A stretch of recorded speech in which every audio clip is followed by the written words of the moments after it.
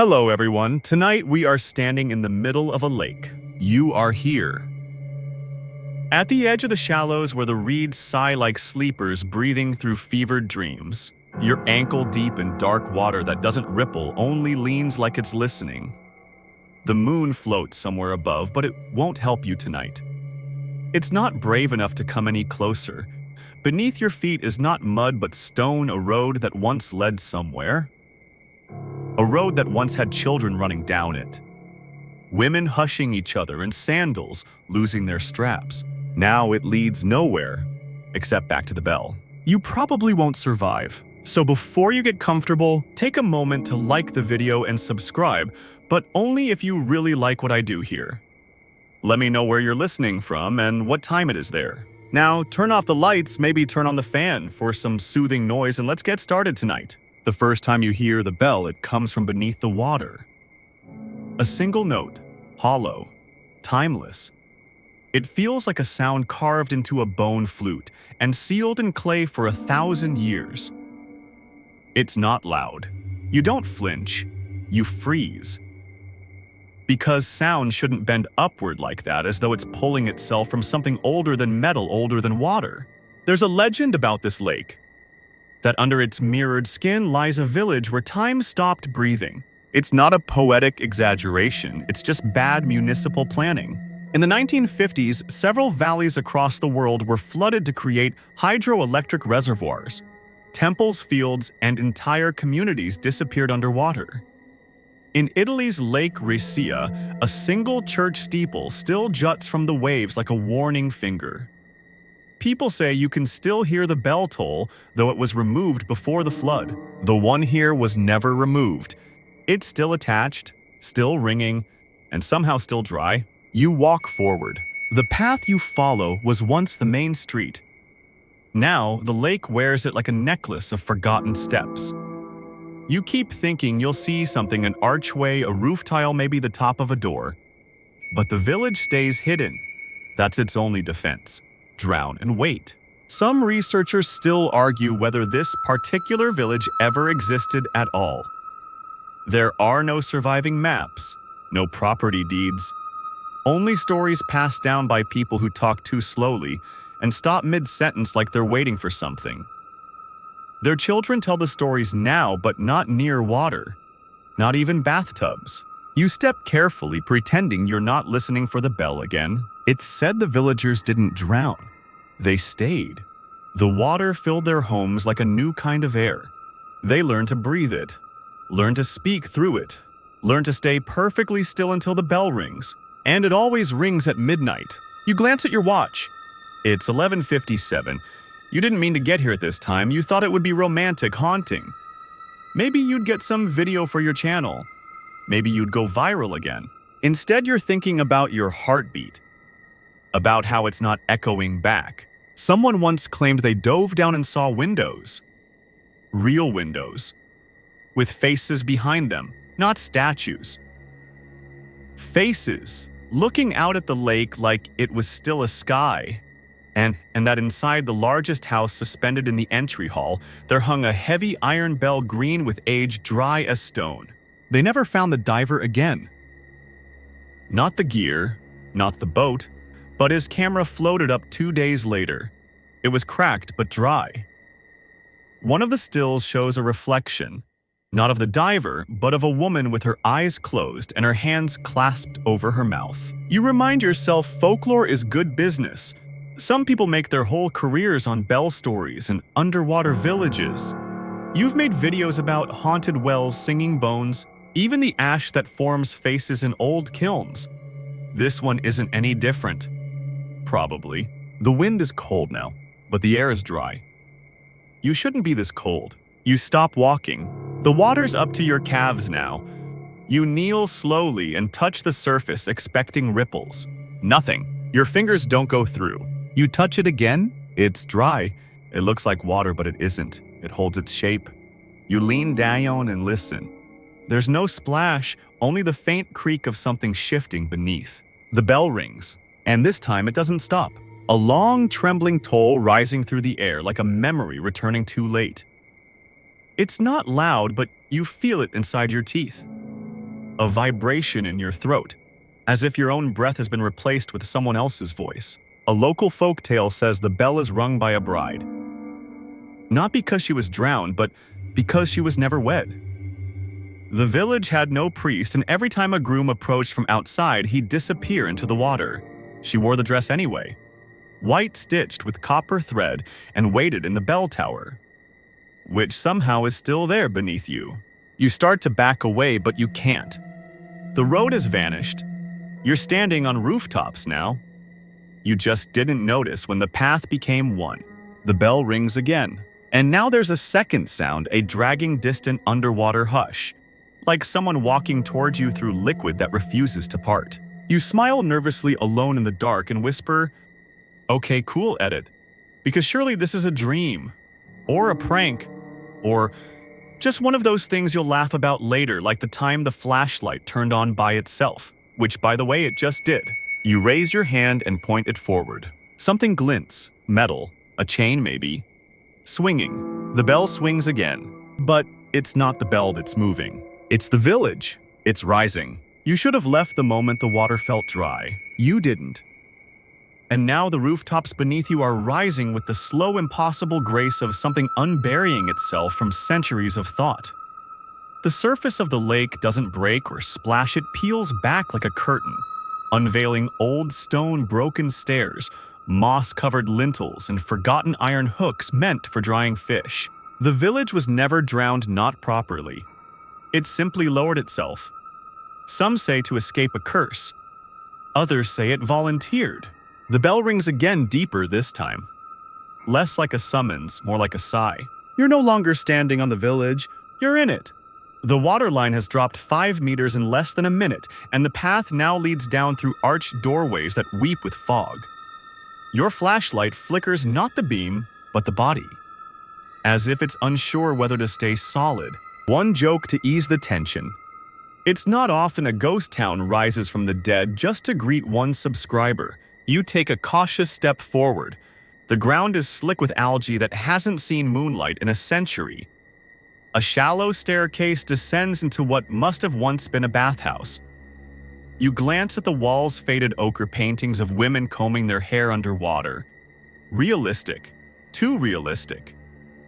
One even has the same mole above the left brow that you noticed in a stranger at the station this morning. The paintings don't blink, but they are newer than they should be. You reach the central square. A dry fountain stands in the middle, cracked but still proud. It features a carved eel coiled in a spiral, teeth exposed, mouth open wide enough to lose a coin or a finger. There's a smear of lichen across its eye, but only one. The second joke. You've seen enough horror to know that fountains should never have expressions.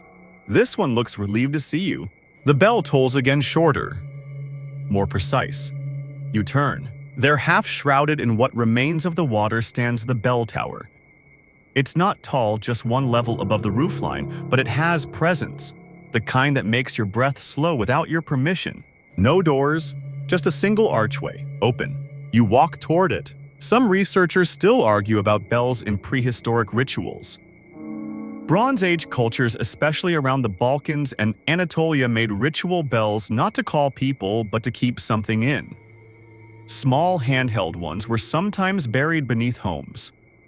A theory suggests they were used to seal in voices that had died violently. Or, as one scholar joked at a conference, they were prehistoric mute buttons. Inside the tower, everything smells of rust and dustless air. The kind of dryness that makes you feel like you're inside something's lungs. You look up. The bell is enormous. Iron. No rope, no mechanism. Suspended on nothing. Just there, hanging, waiting. There's a ring of footprints around the base. Barefoot, all small. You tell yourself not to count them. You do anyway. 12. Each pointing outward. The floor beneath you shifts slightly, but the bell doesn't move. That's not the trick. The trick is that its clapper is a jawbone. Human. Split down the center, carved with teeth that don't belong to anything human at all. You back away. The air thickens. You're no longer sure if you're breathing or borrowing someone else's exhale. You remember an old tale from the region of folktale whispered to misbehaving children? about a bell that would not stop ringing no matter how far you ran. The only way to silence it was to offer it a name. Not your own, someone else's. A real name whispered 3 times into its base. One child gave their brother's name. Another gave their father's. The stories never end well, but oddly no 2 versions agree on what the bell wanted the names for. You try to speak, nothing comes out. Your voice is stuck to the back of your teeth. You retreat outside, but the village has changed again. It's larger now. The buildings are taller, cleaned of algae. Candles burn in a few windows, soft yellow, warm. Someone coughs gently behind you. You don't turn around. A joke to lighten the mood. If someone offers you tea in a place that just rose from a lake bed, you probably shouldn't ask for lemon. The cough sounds again, followed by a sigh, then silence. The village is repopulating itself, not with people, but with presence. Footsteps behind closed doors. Shadows brushing curtains. A child's laugh caught in a loop, always the same note, the same intake of breath. You run, but the road doesn't take you back to the shore. It loops. The square again. The eel fountain. This time, the mouth is closed. The bell rings once more. This time it's not from the tower. It's from beneath you. There's a grate under your feet now. Small bronze like a drain. You're not sure it was there before. You kneel and peer down. There's a single eyeball staring up, pale, unblinking. Yours? You jolt back, but your body doesn't move. Only your breath does. It leaves. Your flashlight flickers off. From behind you, a voice says softly, "She's still waiting for the priest." And now you understand. The bell doesn't call the villagers. It calls you. You do not turn around. That's the first rule in every version of the story. The ones whispered by kitchen fires, embroidered into shawls, scratched into the backs of crumbling altars. Don't turn when the voice sounds familiar, even if it uses your name. Especially if it does. You step forward instead, slow as if testing a floor that might not believe in you. The air is shifting, no longer wet, not quite dry. It hums faintly like a held breath stretching out too long. The houses around you have finished rebuilding themselves. Their windows are lit, but only from within. No torches, no lamps, just a strange flickering warmth, like memory trying to imitate fire. The bell doesn't ring again. It waits. You reach the outer edge of the square. Something about the fountain looks wrong this time. It's not the eel, it's the reflection.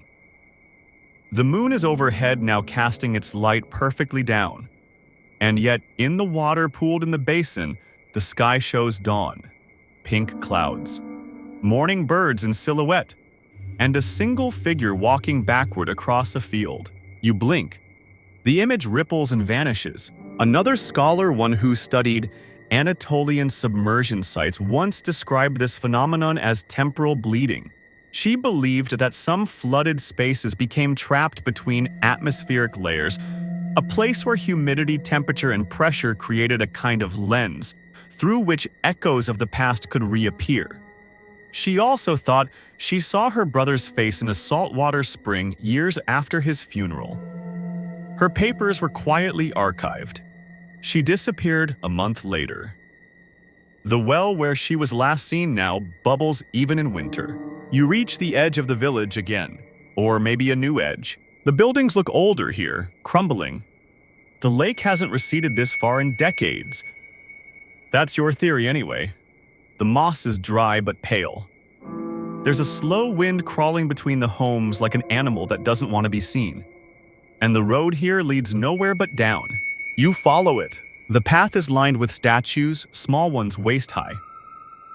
Women carrying bowls. Men with open mouths. Children crouched as if hiding.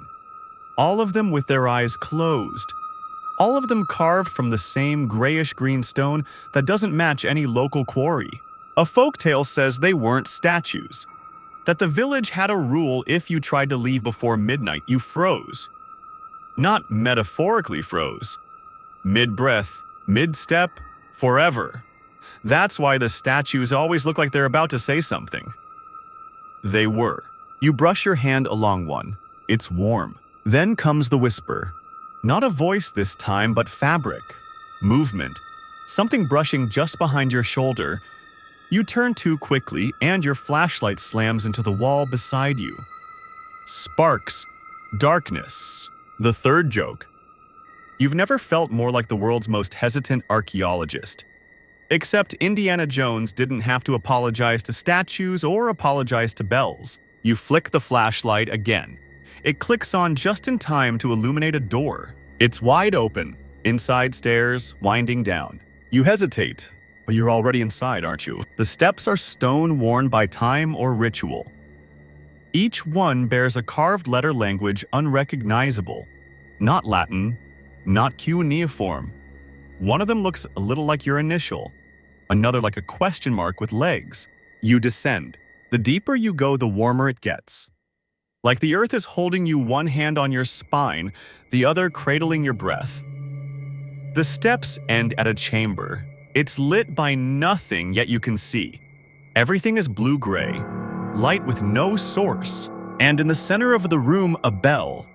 Not the iron one. This one is bone, strung on sinew, small enough to fit in a child's palm. Some researchers believe prehistoric bells were not rung by hand but by wind or the slow shifting of buried roots. These were not made to be heard but to be noticed only in dreams.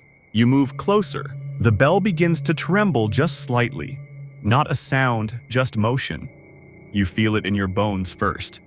Your ribs mimic it. Your teeth join in. The walls shift. Paintings. Dozens of them. Pale hands brushing stone. Mouths open in laughter or horror, it's hard to say. They all look like you. Not similar. You. Different expressions. Different seasons. One has the same scar on your knee from that bike accident at 12. The bell rings. And this time you remember everything. The trip here, the path, the rising village, but more than that, another visit. Earlier. A year ago, maybe more. Standing in the same chamber. Wearing the same coat. Only, in that memory, you didn't leave. You stayed. You rang the bell. You look down at your hands. They're shaking, but they don't look surprised. A scholar once theorized that ghost villages don't haunt the living, they haunt themselves. Endlessly repeating moments, offering invitations, remembering visitors not as intruders but as pieces left behind, like skin or songs. You feel something shift in your pocket. You reach in, pull out a slip of paper, yellowed, damp at the edges. One word, priest. You look up. She's standing in the doorway. The bride. Not quite smiling, not quite angry, waiting. You want to say something. Anything. But she just lifts her hand and in her palm is a bell clapper. Your voice. She closes her fingers. You can't speak. You ring the bone bell once. The room blinks. You're back in the square. The eel fountain. The bells above and below you silent. You look around. No buildings, no lights, only reeds and fog. The village is gone. But you are not. You are standing in an empty lake bed. Above you, the stars. Too many of them. As if something wiped the sky clean of clouds just for this moment. They shimmer in silence, pretending they didn't just watch a village rise, ring, and vanish. Stars are good at pretending. Beneath your feet, the stones are warm. Not sun-warmed, remembering warmth. Like they've just hosted a wedding you weren't invited to, but definitely attended.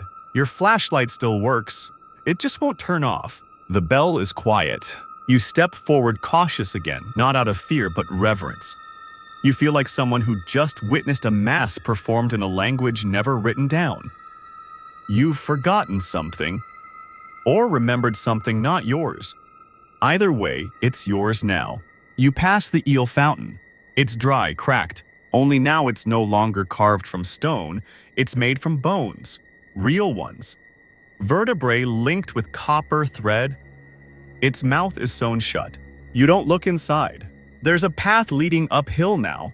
Was it always there? It's narrow, lined with reeds taller than you. Their tips flicker faintly as if reflecting firelight from somewhere far below.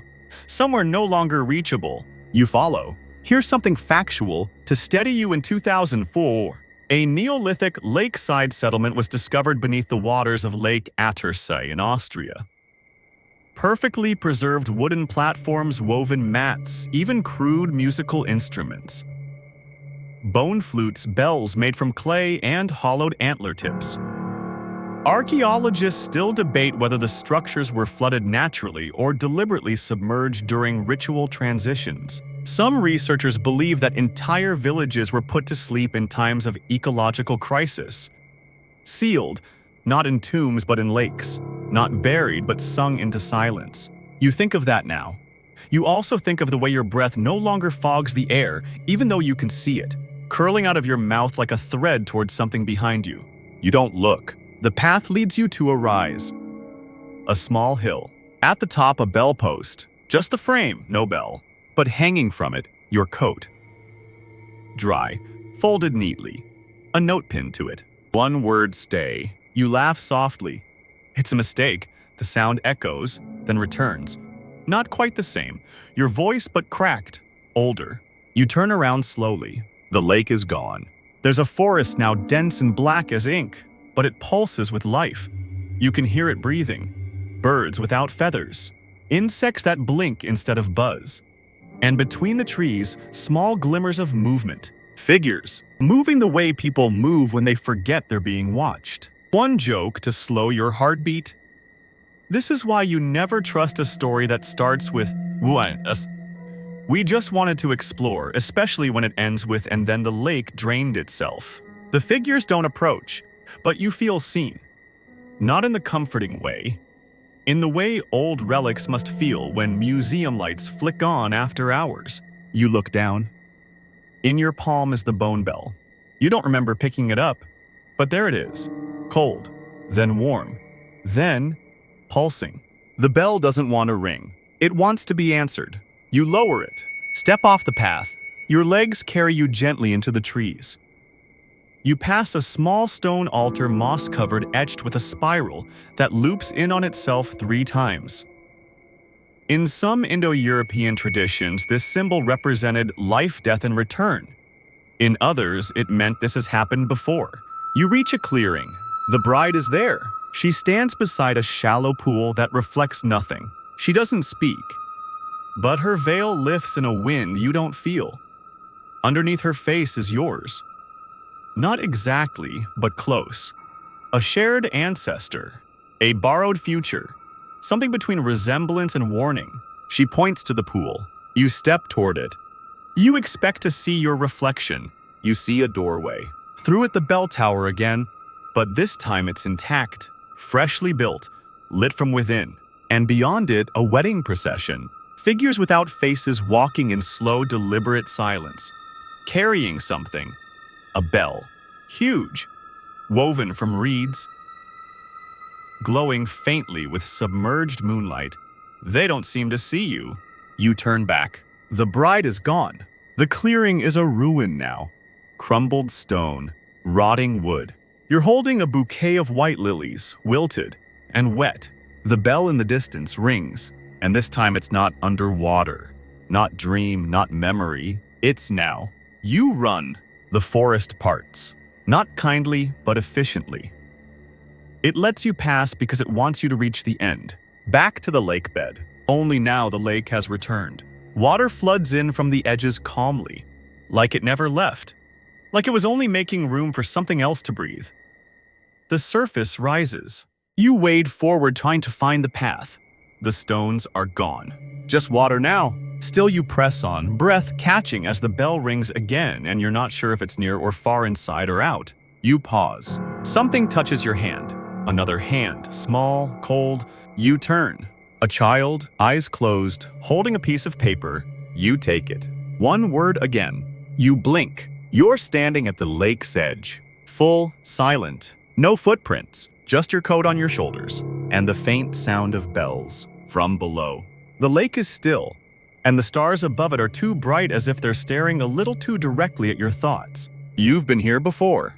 You know this not as memory, but as residue, a taste behind the teeth, a pressure just behind the eyes, the kind of knowing that doesn't need proof, just distance. You look down. In your hand again is the bone bell. It has no weight, but it pulls. You walk the edge of the lake for what feels like an hour, though the moon never moves. Time here loops like a loose thread knotted at both ends. You reach the far side. Reeds part. The path returns. The village has not risen, not this time, but you know where it is. You step into the water, waist deep, then chest, then neck. It's not cold. It welcomes you like warm fabric. There's a tug on your ankle. Not violent, familiar. You let it pull. The water darkens, thickens. Your eyes stay open, not that it helps. The light is not gone, but retracted. You're inside something ancient now. A mouth, a throat, a song, and then stone beneath your feet. You're standing again, not wet. The village is here. This time it didn't rise to meet you. You came the rest of the way. The houses are quiet. The candles dimmer. The eel fountain still close-mouthed. The tower visible only as a silhouette tall and crooked like a finger beckoning from beneath the skin. You walk toward it. Slowly, the square is empty. No footsteps, no coughs, no children laughing in loops. Only the bell waiting. Inside the tower, the same iron bell hangs. But something's different. Its clapper is no longer the jawbone. It's a piece of driftwood carved smooth, almost elegant. You know what it's waiting for. You pull the bone bell from your coat pocket. You walk up the spiral stair. At the top, the air is thick with breath you didn't take. Echoes left behind. You reach the bell. You kneel. You place the bone bell inside its hollow just once. A sound begins. Not a ring, but a tone. Deep, patient. It doesn't hurt your ears, it replaces them. You hear through it, as if the bell is speaking for the world and not just into it. And then voices. Hundreds. Whispers, promises, names. One name repeats again and again. Yours. Only older. Different vowels. Slower consonants. You remember now. You were the priest. Not holy, but present. A role, not a belief. A witness. A keeper of endings. You tried to silence the bell once. You failed. And now you've come back to listen. The voices fade. The bell's sound narrows, sharpens, until there's only one word. Stay, but you don't. You ring the bell once more, not to return, but to release. The tower begins to dissolve. Not collapse, just drift apart like fog. The village sighs beneath you. The stones go soft. The square unwinds. The fountain smiles, and then it's water again. All water. You float upward. Breathe. Gasp. Stand. You are back on the lake's edge. Your coat is dry. Your pockets are empty. The sky is gray now, early morning.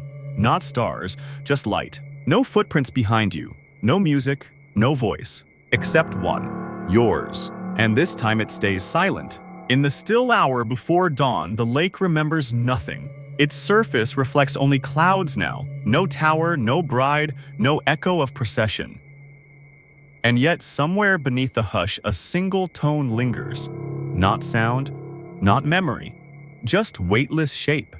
A bell-shaped absence. The villagers, if they were ever villagers, do not speak. The bride no longer waits. The forest closes. The reeds forget. But the bell, it was never meant to be heard by the living. It was meant to be carried by those who came back and those who never really left. So if you wake tonight to a sound that isn't quite a sound, if your breath fogs despite the heat, if a coat you lost appears folded at your door, don't open it. Don't look. Let the bell ring for someone else this time. Let the drowned village rest. Let the water win.